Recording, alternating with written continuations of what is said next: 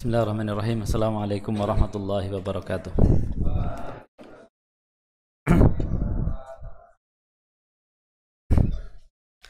Alhamdulillahi hamdan katsiran tayyiban mubarakan fih kama yuhibbu rabbuna wa yardah. Wa asyhadu an la ilaha illallah wahdahu la syarika lah wa asyhadu anna Muhammadan abduhu wa rasuluhu la nabiyya ba'dah.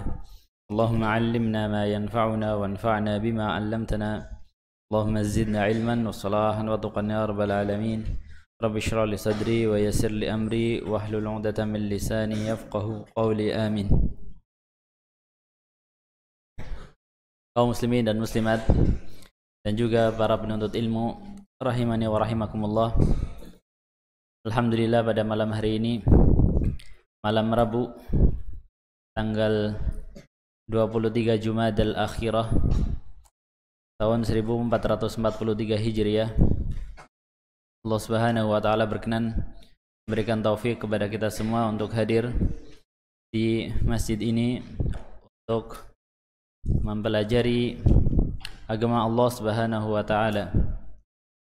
Semoga Allah Subhanahu wa taala yang telah berikan taufik dan kemudahan dengan rahmatnya kepada kita semua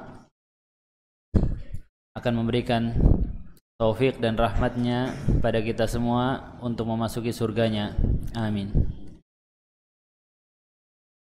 Ini kelihatannya banyak yang batuk.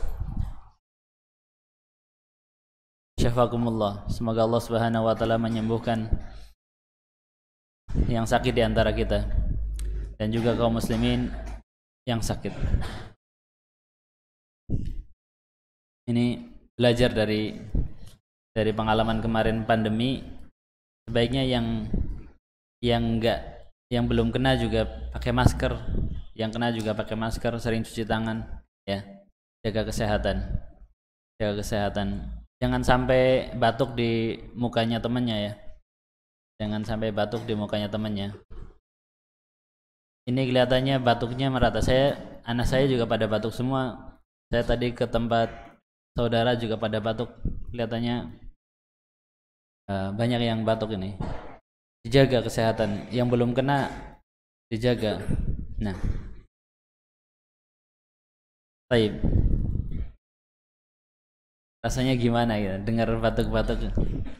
Kasihan. Baik. Alhamdulillah yang belum kena dijaga kesehatannya ya. Baik.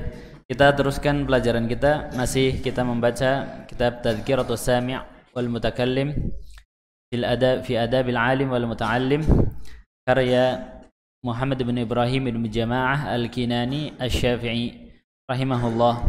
Dan ini adalah pertemuan yang ke-11. Pertemuan yang ke-11, kita masih di bab yang kedua tentang adab seorang alim terhadap dirinya sendiri dan juga terhadap para muridnya dan pelajarannya. Dan ini masih di pasal yang pertama, di adab seorang alim terhadap dirinya sendiri. Pasal yang pertama dari bab yang kedua adalah adab seorang alim terhadap dirinya sendiri. Kemarin kita sudah membaca adab yang pertama adalah dia muraqabatullah, senantiasa merasa diawasi oleh Allah Subhanahu wa taala. Kemudian yang kedua adalah menjaga ilmu, menjaga kehormatan ilmu, menjaga kehormatan ilmu. Kemudian yang ketiga adalah zuhud. Zuhud terhadap dunia. Taib. Dan zuhud terhadap dunia harus dipahami dengan baik, karena seringkali kata-kata zuhud ini yang dipahami adalah dia meninggalkan dunia, tidak mencari dunia, sehingga yang dipahami, yang terbesit di benak kita adalah zuhud itu kalau orangnya miskin atau bajunya lusuh.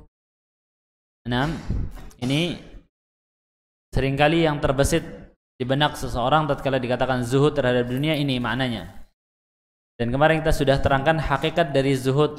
Hakikat dari zuhud. Zuhud itu adalah hakikatnya adalah pengertiannya adalah meninggalkan hal yang tidak bermanfaat di akhirat.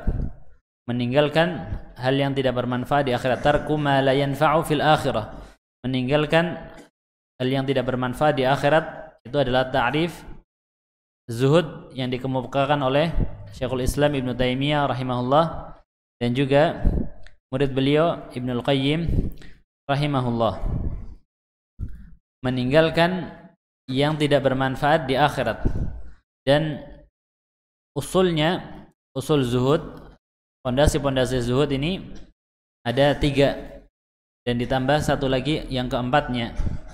Bagi sebagian orang yang pertama adalah meninggalkan yang diharamkan oleh Allah Subhanahu wa taala. Meninggalkan yang diharamkan oleh Allah Subhanahu wa taala, karena yang diharamkan pasti tidak bermanfaat di akhirat. Bahkan bermadarat. Bukan hanya tidak bermanfaat, tapi dia bermadarat terhadap akhirat seseorang. Maka dia meninggalkan yang tidak bermanfaat di akhirat. Meninggalkan hal yang diharamkan oleh Allah Subhanahu wa taala. Kemudian yang kedua adalah meninggalkan hal yang makruh. Meninggalkan hal yang makruh. Maka yang makruh ini tidak bermanfaat di akhirat. Dan juga yang ketiga adalah meninggalkan hal yang mubah yang berlebihan. Hal yang mubah yang berlebihan. Kemudian yang keempatnya adalah meninggalkan yang syubhat. Meninggalkan sesuatu yang syubhat. Dan sesuatu yang syubhat bisa jadi syubhat bagi sebagian orang dan tidak syubhat bagi sebagian yang lainnya. Nah, dan zuhud ini kebalikannya, zuhud terhadap dunia kebalikannya adalah tamak. Tamak terhadap dunia. Rakus. Tamak, rakus terhadap dunia, kebalikan dari zuhud. Dan apa batasannya seorang ini dikatakan tamak terhadap dunia, rakus terhadap dunia, dan dia zuhud terhadap dunia? Kalau dia menjadikan dunia sebagai sesuatu yang dominan dalam hatinya sehingga memenuhi hatinya, dan juga dia dipimpin oleh dunia, maka dia rakus terhadap dunia. Rakus terhadap dunia. Apabila dia menjadikan dunia hanya di tangannya dan tidak dia jadikan dalam hatinya, dia yang menghukumi dunia, bukan dunia yang menyetirnya, dia yang menyetir dunia, bukan dunia yang menyetirnya, maka dia adalah seorang yang zuhud. Maka orang walaupun bagaimanapun kayanya, asalkan dia yang menyetir dunia ada di tangannya, bukan di hatinya, maka itu dia adalah seorang yang zuhud. Batasannya adalah sesuai dengan usul-usul yang tadi kita sebutkan. Seorang yang mencari dunia, dia mencari yang halalnya dan meninggalkan yang haramnya, maka dia adalah seorang yang zuhud. Walaupun dia adalah seorang yang sangat kaya raya, dia cari yang halalnya saja dan yang haram dia tinggalkan, maka dia adalah seorang yang zuhud. Walaupun mobilnya banyak atau rumahnya banyak atau rumahnya mewah. Nah, kemudian apabila tingkatan yang lebih tinggi dari itu adalah apabila dia meninggalkan yang makruh. Meninggalkan yang makruh. Meninggalkan yang makruh, maka dia zuhud. Lebih tinggi dari itu, dia meninggalkan yang berlebihan dari yang mubah, dan juga dia meninggalkan yang syubhat baginya, maka dia adalah seorang yang zuhud. Maka dia adalah seorang yang zuhud. Dan apabila dia tidak bisa mencapai derajat yang paling rendahnya, yaitu meninggalkan yang haram, maka dia bukanlah seorang yang zuhud, walaupun dia miskin. Seorang yang miskin, akan tapi dia mencari hartanya tidak peduli apakah itu halal atau haram, dia cari harta, padahal yang dia dapat hanyalah sesuap nasi, akan tapi dia tidak peduli apakah itu halal atau haram, maka dia bukanlah seorang yang zuhud. Bukanlah seorang yang zuhud, walaupun dia miskin, walaupun bajunya compang-camping. Baik. Kalau kita sudah paham masalah ini, kita lihat seorang yang makan makanan, kalau dia tidak peduli apakah itu halal atau haram, maka dia zuhud atau tidak? Tidak zuhud. Dia termasuk orang yang tamak, orang yang rakus terhadap dunia. Begitu banyak makanan yang halal, dia milih yang haram. Orang yang merokok, zuhud atau tidak? Kenapa? Ya, dia tidak meninggalkan yang haram. Nah,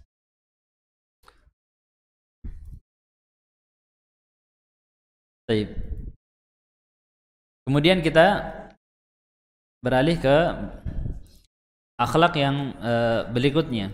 Adab yang berikutnya bagi seorang alim terhadap dirinya sendiri adalah, kata penulis, ar-rabi'u, yang keempat, an yunazziha ilmahu an ja'lihi sullaman yatawassalu bihi ila al-aghrad ad-dunyawiyyah.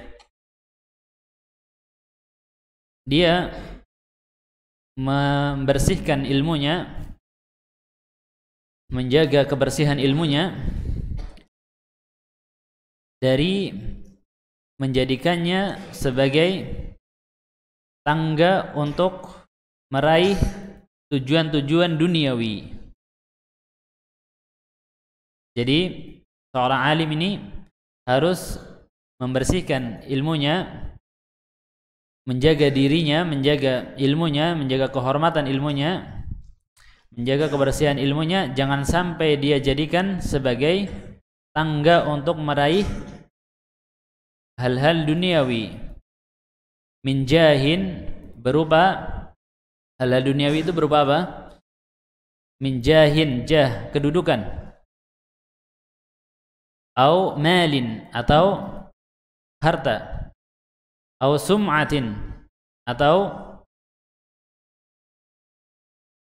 reputasi, nama baik. Au syuhratin, atau ketenaran. Au khidmatin, atau pelayanan.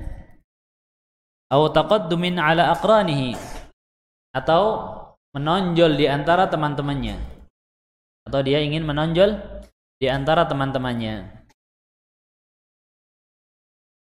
Qala al-Imam Syafi'i, berkata Imam Syafi'i rahimahullah, wadidtu anna al-khalqa ta'allamu hadha al-ilma ala an la yunsaba ilayya harfun minhu.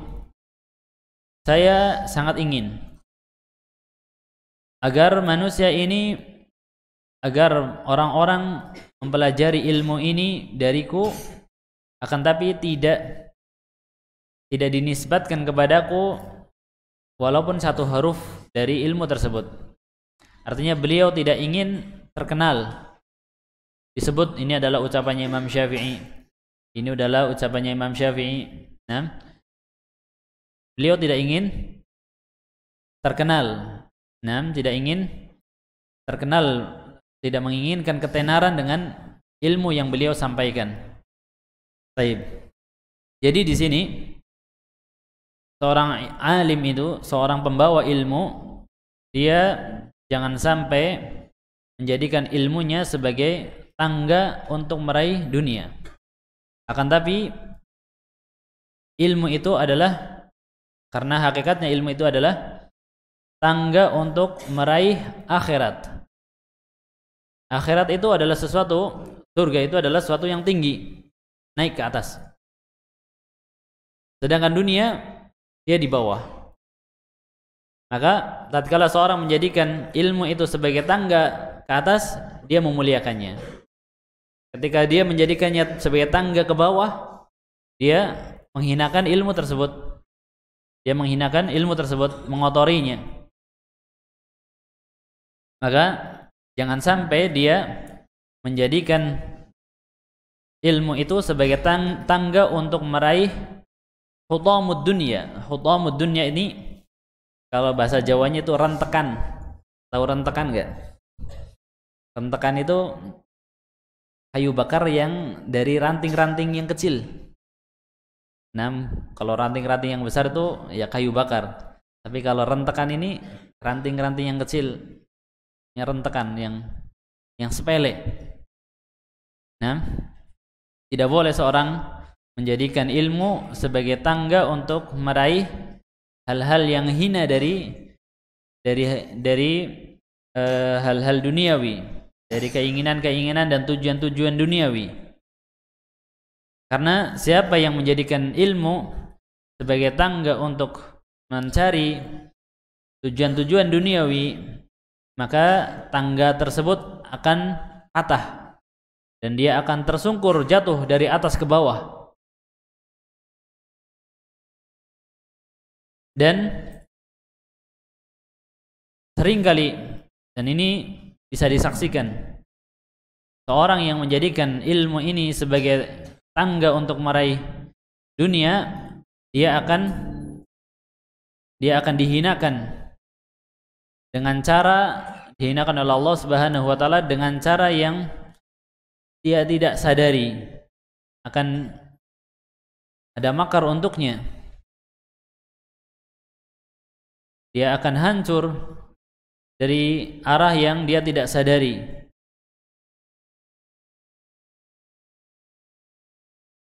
Dan apabila dia,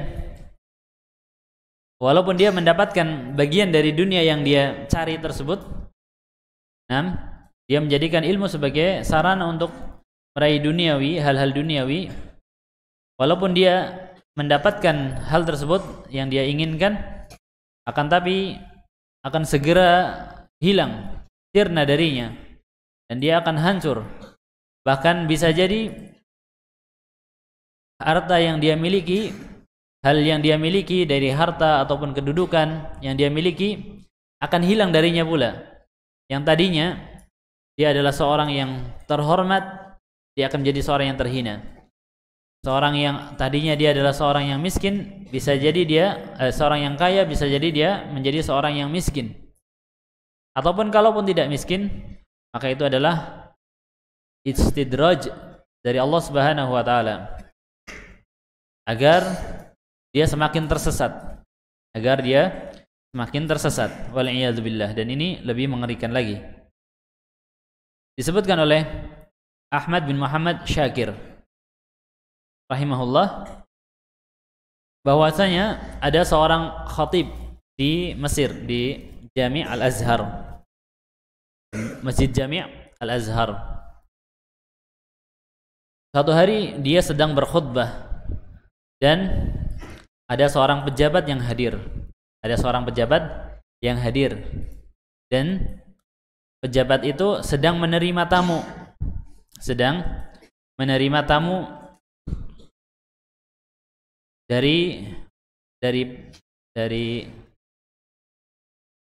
Perancis. Nah, maka khatib ini ingin menjilat, ingin memuji pejabat ini, raja.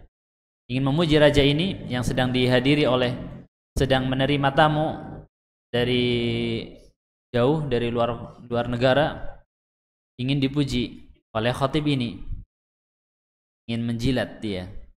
Lalu dia mengatakan, falamma ja'al a'ma ma 'abasa wala tawalla. Maka tatkala datang kepadanya seorang yang buta, dia pun tidak bermuka masam dan tidak pula berpaling. Dia ini menyindir Nabi sallallahu alaihi wasallam tatkala datang kepada Nabi sallallahu alaihi wasallam seorang yang buta. Lalu Nabi sallallahu alaihi wasallam bermuka masam dan berpaling.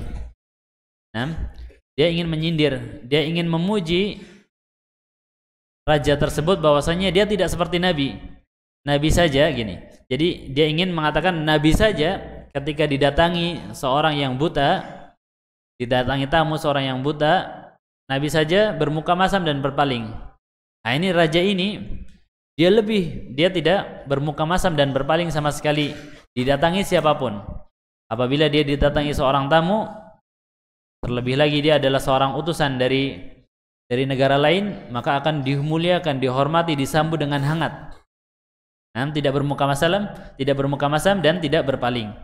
Maka saat itu dia sedang menjilat raja dengan mengorbankan ilmunya, Maka setelah selesai salat, ayahnya Ahmad bin Muhammad Syakir, berarti Muhammad Syakir, ayahnya yang menceritakan kisah ini, beliau berdiri di hadapan manusia. Wahai manusia, ya ayuhan nas, sesungguhnya imam kalian tadi telah kafir, maka ulangilah salat kalian. Maka beliau pun salat dan ada beberapa orang yang ikut salat bersama beliau. Lalu beliau, anaknya Ahmad bin Muhammad Syakir menceritakan, saya melihat khatib itu setelah beberapa tahun dia berdiri di depan masjid Jami' Al-Azhar. Dia dalam keadaan yang menyedihkan, dia meminta-minta kepada manusia, dan juga dia menjaga sendal-sendal orang untuk mendapatkan recehan. Dia menjaga sandal orang agar mendapatkan recehan.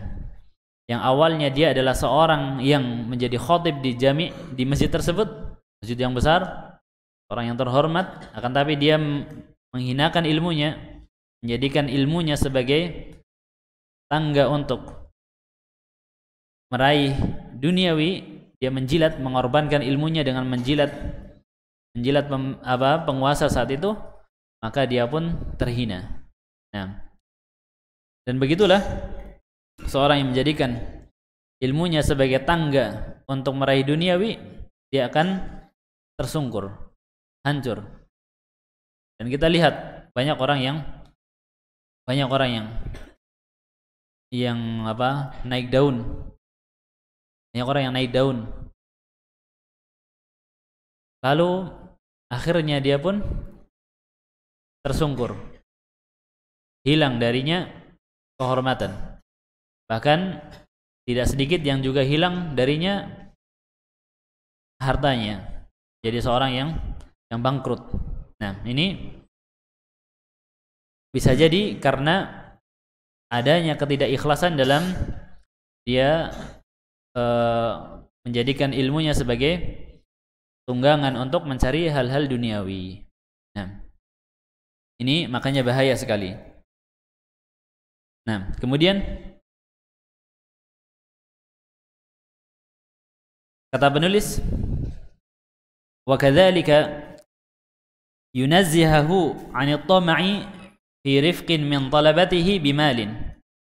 Dan juga seorang pembawa ilmu ini harus membersihkan ilmunya dari ketamakan terhadap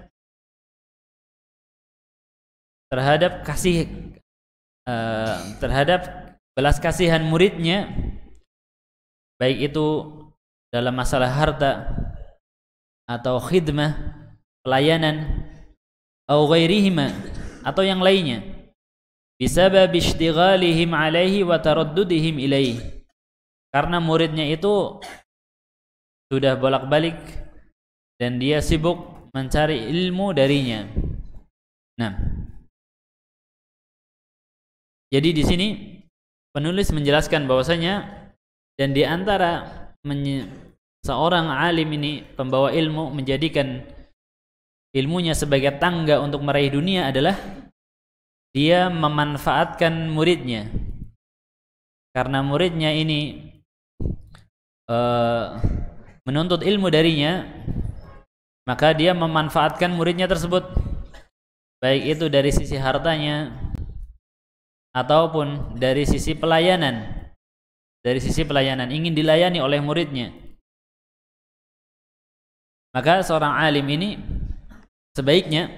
seharusnya tidak ada sedikit pun dalam hatinya ingin meraup keuntungan harta ataupun pelayanan dari muridnya. Nah,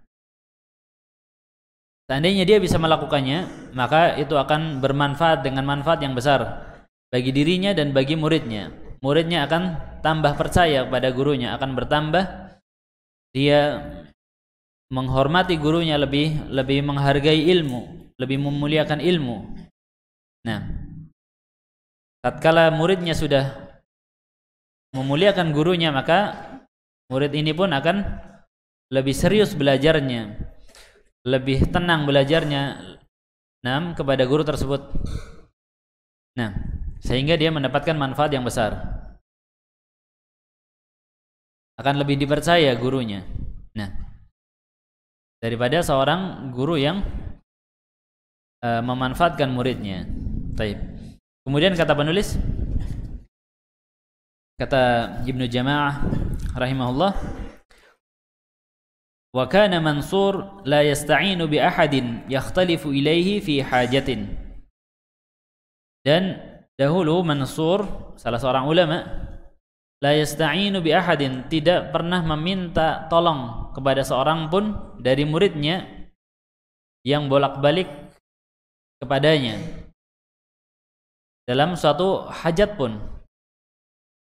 Nah, dalam satu hajat pun. Kemudian waqala Sufyan bin Uyainah, kata penulis, dan Sufyan bin Uyainah berkata, kuntu qad utitu fahmal Qur'ani. Dahulu saya sudah diberi pemahaman terhadap Al-Qur'an. Falamma qabiltu surrata min Abi Ja'far tulibtuhu. Maka tatkala aku menerima sebuah kantong uang dari Abu Ja'far. Abu Ja'far adalah salah seorang khalifah Abbasi. Tulibtuhu, kata beliau, aku pun menjadi berkurang pemahamanku terhadap Al-Qur'an. Nah, kemudian kata penulis mengomentari, nas'alullah al-musamahah. Kita memohon kepada Allah Subhanahu wa taala al-musamahah, yakni permaafan. Baik. Riwayat Sufyan ibn Uyainah, ucapan Sufyan ibn Uyainah ini diriwayatkan oleh Al-Khatib Al-Baghdadi dalam kitab beliau Al-Jami'. Kemudian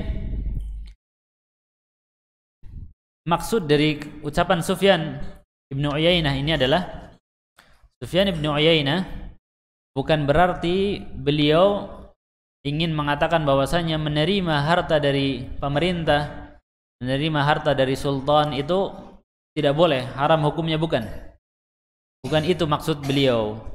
Akan tapi maksud beliau ini sedang mendidik jiwanya, sedang introspeksi. Ini loh, gara-gara kamu ini, nah dia bilang kepada dirinya sendiri, ini gara-gara kamu menerima pemberiannya Abu Ja'far al-Mansur, saya menjadi kesulitan untuk memahami Al-Quran. Nah, dan Sufyan ibn Uyainah, beliau ini adalah seorang alim yang memiliki tafsir yang bagus, yang azim. Nah, ucapan-ucapan beliau ketika menafsirkan Al-Quran ini sangat bagus. Dan beliau merasa bahwasanya kemampuan beliau dalam mentafsir, dalam memahami Al-Quran ini berkurang tatkala menerima hadiah pemberian dari Abu Ja'far al-Mansur. Nah, maka beliau menghardik dirinya sendiri,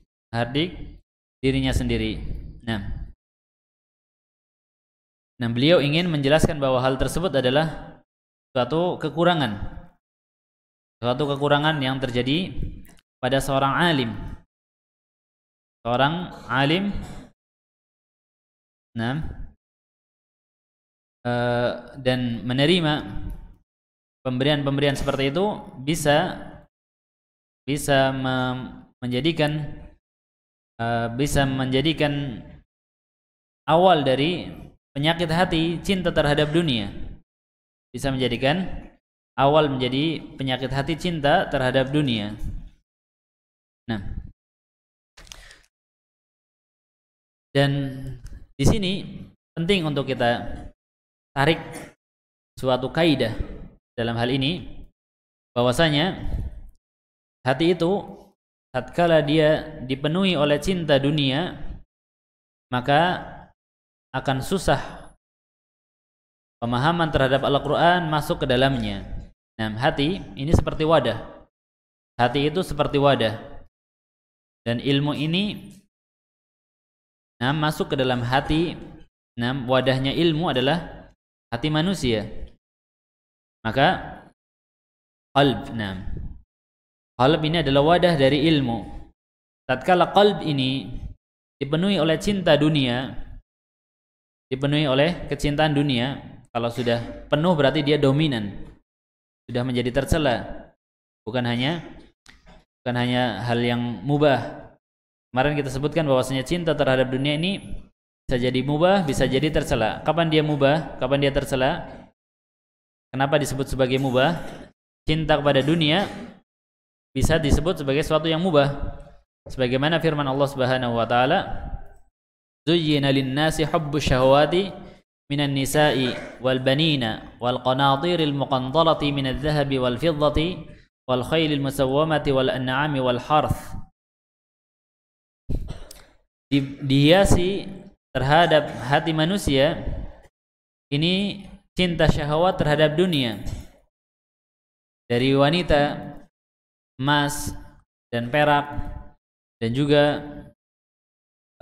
kendaraan, binatang kendaraan yang bagus, dan juga peternakan dan juga pertanian. Ini adalah hal-hal duniawi. Ini adalah fitrah. Cinta yang sifatnya tabiat seorang manusia ini tidak tercela. Yang tercela adalah yang disebutkan oleh Allah Subhanahu wa taala, fakhalafa min ba'dihim khalfun adha'us salata wattaba'us syahawati. Maka mereka meninggalkan generasi yang menyanyiakan salat dan mengikuti syahwat. Maka yang tercela adalah tatkala syahwat terhadap dunia ini menjadi pemimpinnya, dia ikut di belakangnya. Cirinya adalah apa yang tadi kita sebutkan. Dia tidak peduli mencari harta yang halal atau yang haram, makan harta yang halal atau yang haram, dia tidak peduli. Ini berarti dia sudah mengikuti dunia, dia menjadikan dunia sebagai pemimpinnya, mengendalikannya.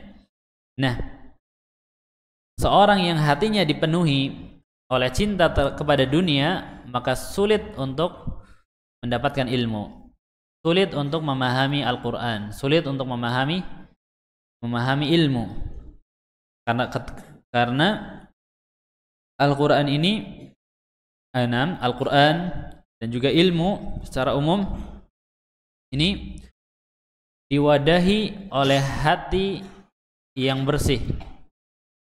Wadahnya ilmu adalah hati yang bersih, hati yang murni, hati yang suci.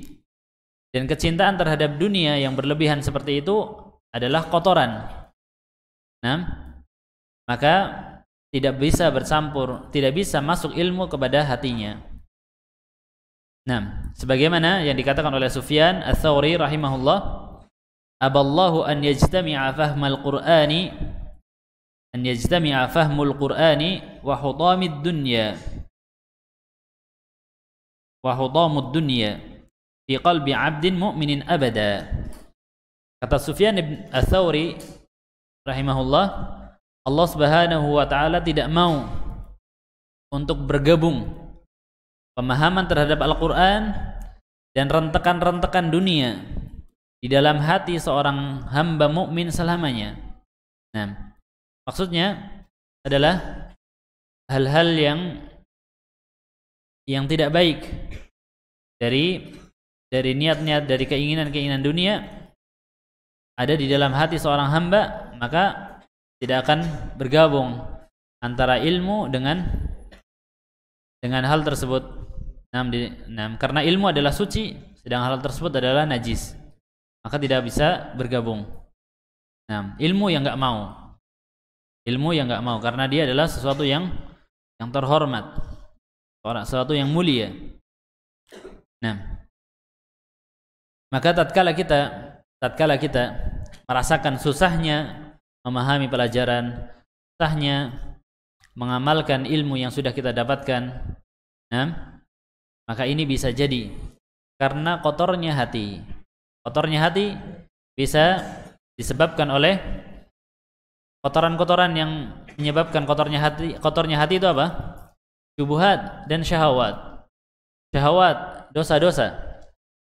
dosa-dosa dari maksiat, dari kemaksiatan ini menyebabkan kotornya hati sehingga menghalangi ilmu untuk bisa masuk ke dalam hati kita.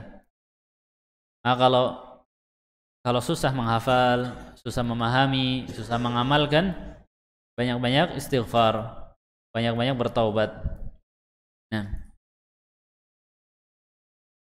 Atau karena syubhat, dosa yang disebabkan oleh syubhat, pemahaman-pemahaman yang menyimpang, kesesatan, bid'ah. Maka ini juga mengotori hati sehingga susah untuk kemasukan pemahaman yang benar.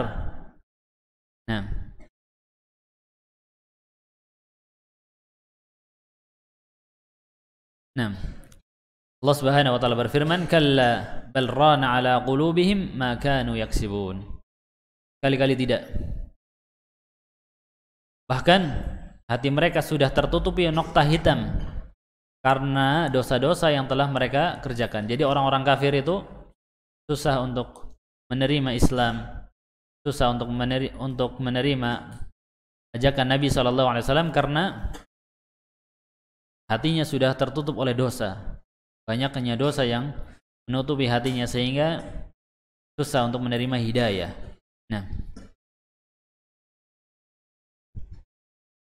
Kemudian kita tutup dengan athar yang diriwayatkan oleh Imam Ahmad dalam kitab Fadhailis Sahabah dengan sanad. Akan tapi dalam sanad tersebut ada keterputusan, ada inqita' dari Utsman bin Affan radhiyallahu taala anhu. Beliau mengatakan, "Lau tahurat qulubuna ma syabi'at min kalami rabbina." Seandainya hati kita ini suci, seandainya hati kita ini bersih, tentulah dia tidak akan kenyang dengan firman-firman Rabb-Nya. Ini dia tidak akan bosan, dia tidak akan merasa cukup, dia ingin selalu haus, selalu lapar, ingin terus-menerus diisi dengan Al-Quran dan pemahaman-pemahaman yang benar terhadapnya, ilmu-ilmu yang terkandung di dalam Al-Quran. Dan itu adalah ucapan yang benar. Wallahu ta'ala a'lam.